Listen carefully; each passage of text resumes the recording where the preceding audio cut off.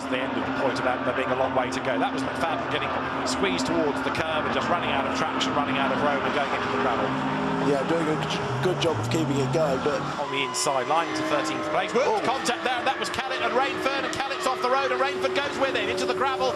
Charles Rainford keeps his foot nailed to the board to try to get out the other side. He's losing place after place after. This is a better angle. Kellett is over to the right, and they're literally just braking, you know, next to each other really, and they just clip wheels. The real beneficiary, Matty Graham, up to 4th. Yeah. Max Coates, Toby Trice, the race 1 winner, down in 5th. Toby Graduate Ginetta Racing. Whoops, big contact there. That was John White launching it up the inside. And I'm afraid that he found Neil Toft in his way. They're both in the gravel. In replays, Graham Mundy at the old hairpin, so he arrives a little bit rapidly, gets sideways, goes all the way around, and points it roughly in the right direction, and rejoins the race. Heart rate returns to normal. So it's spin in the background, the easily identifiable car of Henry Dawes has gone around and around and around, and also in stride for number 71 of David Sterling, and he's got company because he got embroiled with Jason Lockwood. Oh, all 3 of them involved. Yeah, so that was Dawes spinning one way, Lockwood the other, and David Sterling had his own moment, but that's a real magic roundabout job, isn't it? The car was really moving slowly, but it just gently pirouetted round, didn't it? That was 1. That's 2. And then in the background, David Sterling gets the first race as a Porsche Junior. Oh, that's got to go off. That's De Haan. That has got to go off. It is De Haan. Hopefully he doesn't come back on, collect anybody. Oh, just scoots across in front. Hook reverse, keep it going to a crash. And Matty Graham, I suspect, will just have had a quick look across, thinking, OK, I know where you're going to arrive. And look, you can see he checks his speed. Yeah. The gap is there for him. OK, Hugo Ellis closes, but better than... As well to go round the outside, and also Gus Burton from 4th on the grid there. Late on the brakes was Callett. That's Burton into the barriers. The 2 teammates touch at the very first corner. De Haan leads Smalley. The lock-up just at the last minute from Kellett. He's wide, there's locked up. And bang, clatters into Gus Burton. He's got absolutely very little time to slow the car down, and straight into the tyres. Great start to Gus Burton, as you say, up alongside Adam Smalley, both round the outside. Here it is, and then just trying to squeeze in between the two as he locked up was Kellett. That is quite a big impact. All the radiators, of course, at the front on a 911 GT3 car. Facing the wrong way is David Sterling. That's coming out of Graham Hill Bend. And he now waits for a gap in the traffic to rejoin behind Jake Giddings. Whoops, and he has another off as he tries to rejoin. A bit too much welly on slippery grass there. Yeah, perfect description. Now, don't do it again. Not much traction either. No, he's got a lap down now. Oh, no, he's got again. No, poor old David Sterling. And the drama here is if he can't get off the grass, the car's going to be in a dangerous place, and we don't want the race to be interrupted. So gently, gently, David, please. Back onto the road, he will do so.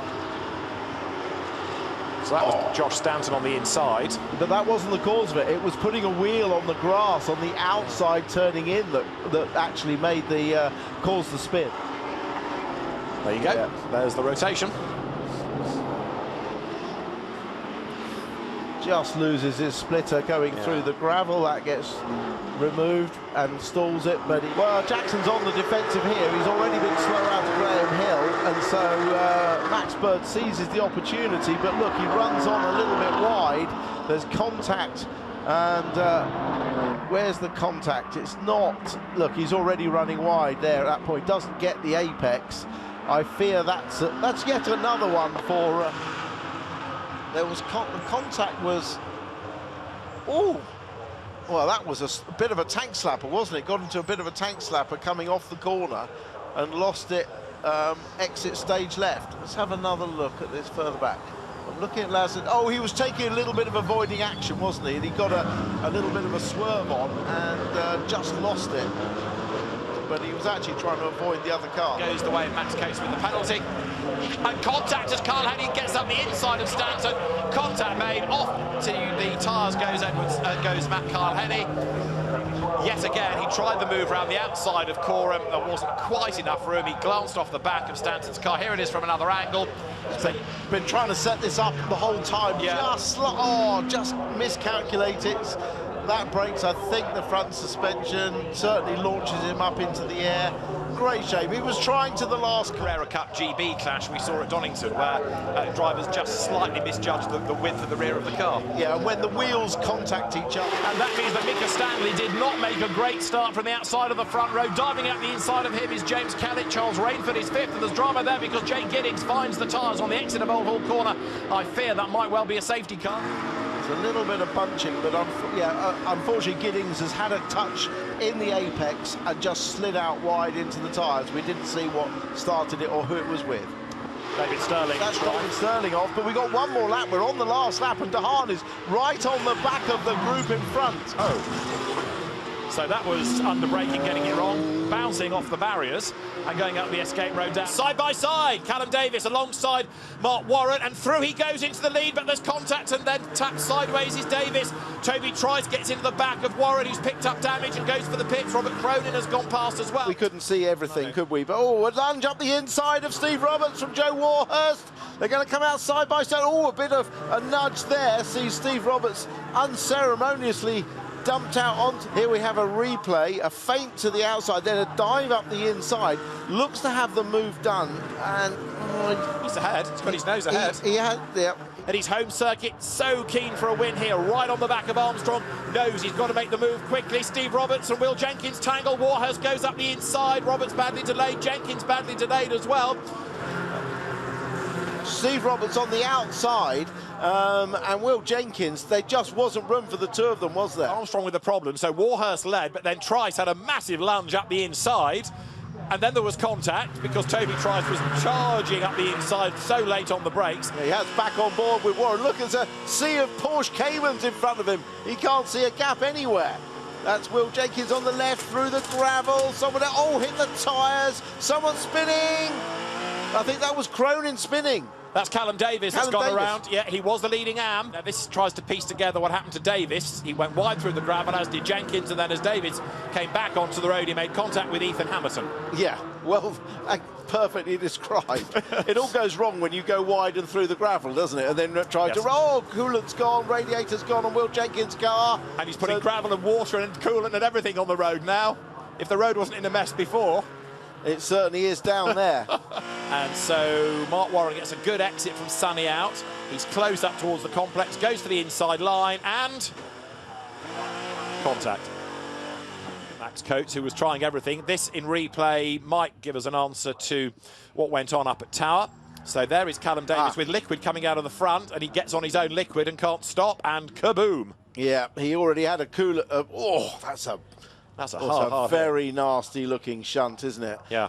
Testament to how strong the car is, because he's walked away from that absolutely fine. But yeah, he's went off on his own coolant. And that tells you something about track conditions, because he came out of the chicane and he got it all wrong, and off he went. And that could bring out a safety car, potentially. Yeah, Ollie Jackson just avoiding him, but that's a dangerous place, so it will...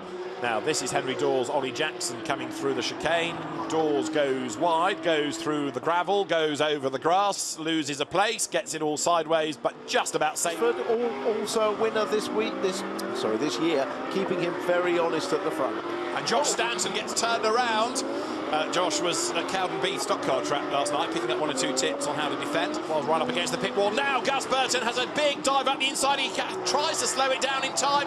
Goes wide, goes over the curb, gets back on. Rainford is sideways and off the road, and around he will go. Who does he take with him? Nobody. Graham hits Burton. Matty Graham goes for the inside line. Adam Smalley now tries to get in on the act, and Gus Burton's got damage and he's off the road. Oh, that all went wrong. I thought when I saw Gus Burton go for that move, he's going to struggle to stop the car. He really went for it, but he actually was too focused on getting down the inside. The wheel's completely broken. Look, on the right-hand side.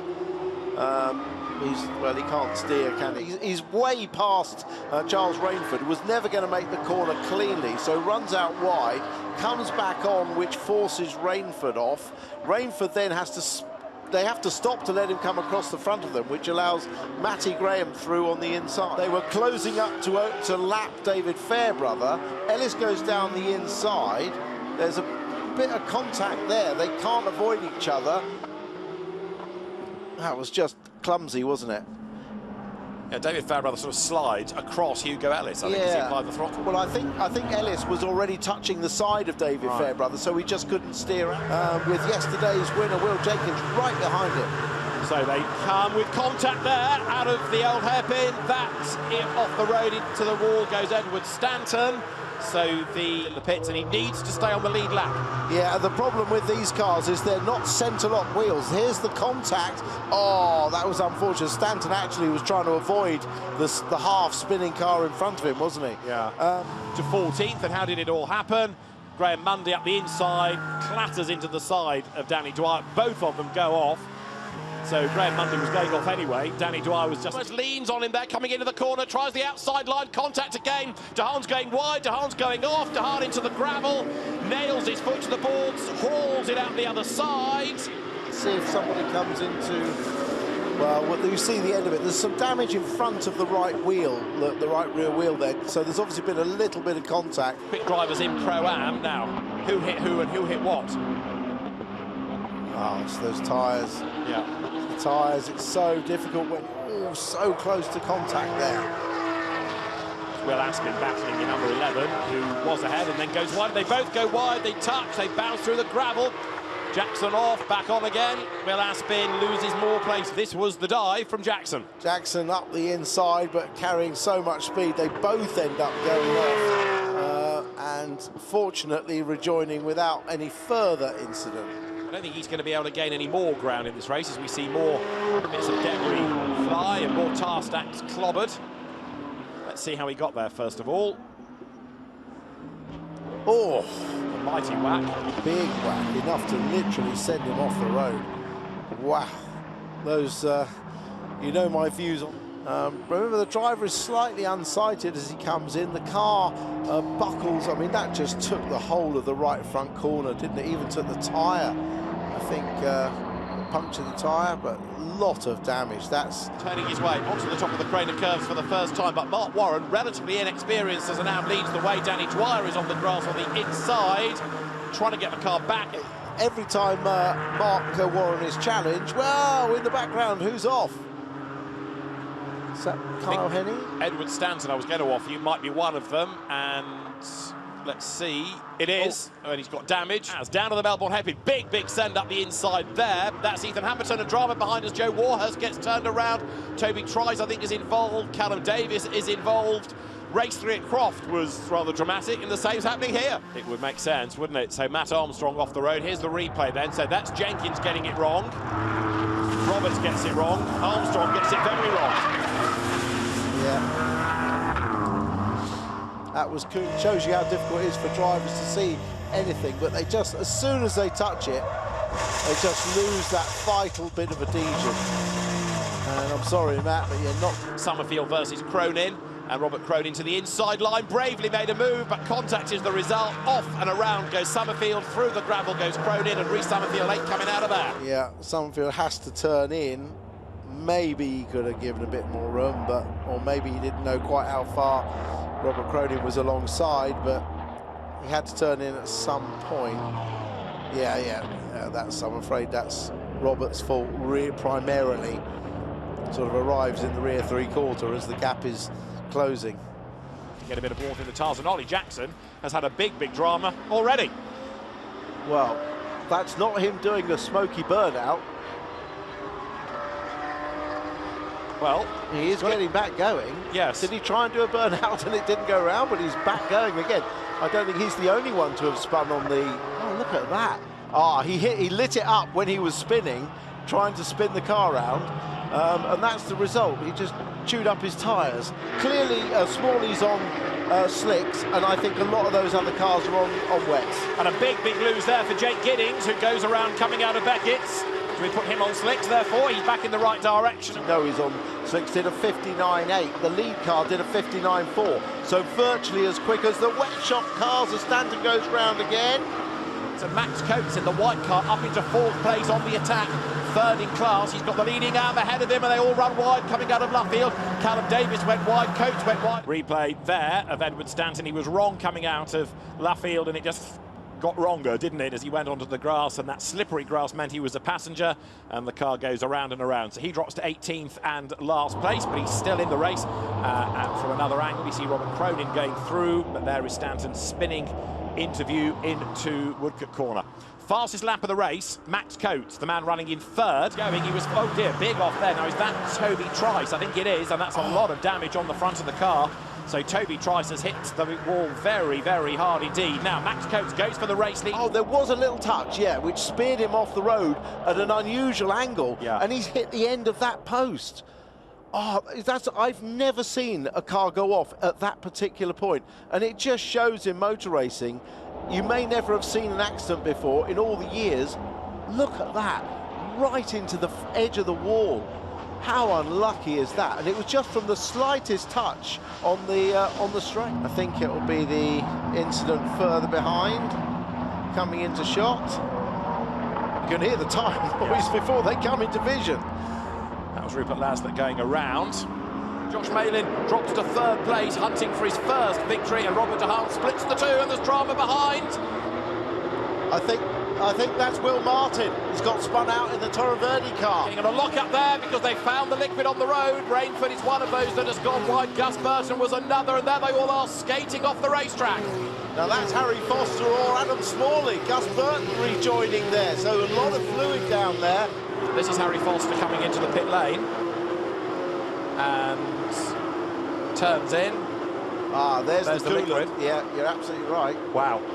Now that demolishing Toka technical equipment tends not to go down well with the clerk of the course. And look, Kellett is in the lead there, but further back they get side by side. That's where Will Martin gets turned around. I think he was hit by Charles Rainford, conceivably, and Will Martin getting back onto the road, but then retiring to the pit lane. Yeah, look at the coolant coming out of there. Now that was what caused the problems on the next lap. So he knows the strife, he peels the car off the road. This was the next lap, so Matty Graham getting involved, Harry Foster getting involved. So Matty Graham had 2 laps of going off there, didn't he? Tries to rejoin. And a lock-up from Josh Malin, he just about survived, but then others behind, including Gus Burton, less fortunate. Adam Smalley got through. He's running now in 4th place.